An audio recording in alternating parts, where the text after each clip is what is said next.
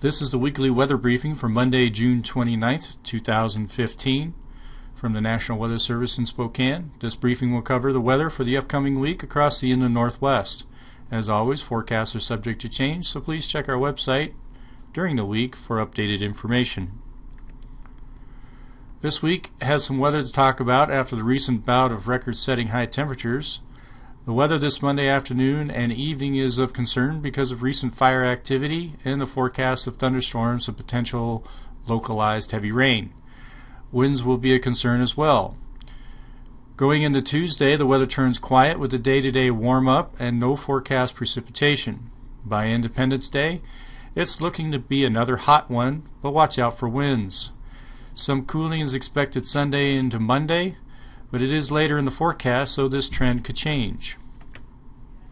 A quick look at satellite shows dry air moving into the inland northwest from the west.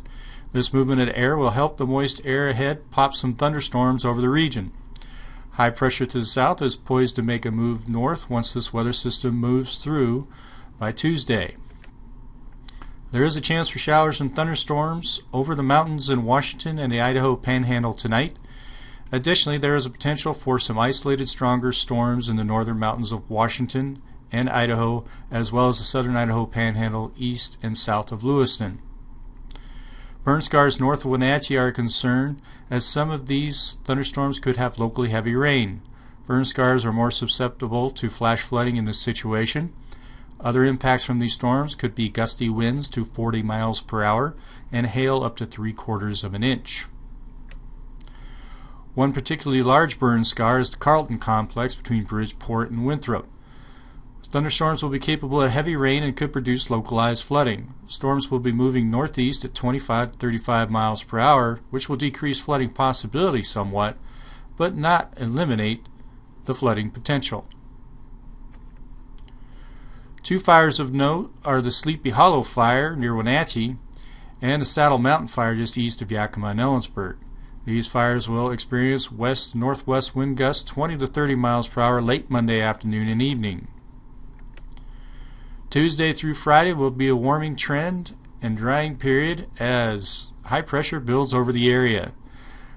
This graphic illustrates the century mark temperatures returning to the inland northwest with widespread 100-degree marks through most of the lower valleys by Friday, July 3rd. The 7-day trend for Spokane and Wenatchee shows the warm-up and potential cooling towards Sunday and Monday, July 6th. The cooling is attributed to some cooler air coming in from Canada. With the cooling comes wind typically this time of year. Starting late July 4th, there could be some northerly winds moving through the Okanagan region into the Central Basin. These winds, while not strong, could still cause potential issues, as it is not an usual wind direction and will be very dry. That combined with potential Independence Day sparks is some things to watch out for when it comes to fire.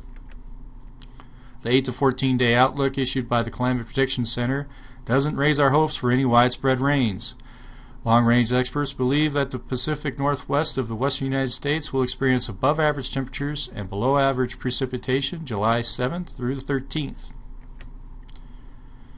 Here's how you can stay informed and get the latest information from the National Weather Service. Check our webpage at weather.gov/Spokane or get up-to-date information on Twitter, Facebook, and YouTube using the name NWS Spokane.